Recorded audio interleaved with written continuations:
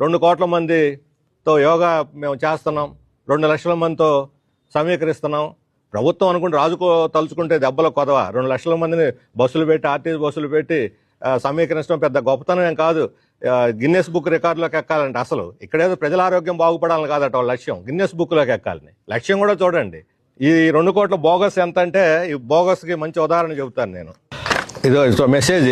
గౌరవనీయులైన వి శ్రీనివాసరావు గారు, మీరు యోగాంధ్ర 2025 కార్యక్రమంలో పాల్గొనాలని ఆసక్తిగా హృదయపూర్వక అభినందన తెలియజేస్తున్నాం. మీ యోగాంధ్ర నమోదు సంఖ్య సో అండ్ సో. నేను అప్లై చేయలేదు, అడగను లేదు. నేను అడిగినట్టు అది 2 కోట్ల అసలు సమస్య, అసలు రహస్యం అది 2 కోట్ల రహస్యం. యోగాంధ్రకి ఎవరు రిజిస్టర్ చేసుకోకుండానే చేసుకున్నట్టు వాళ్ళు అభినందించి దాన్ని లెక్కేసేసారు. 2 కోట్ల మంది అయిపోయారు.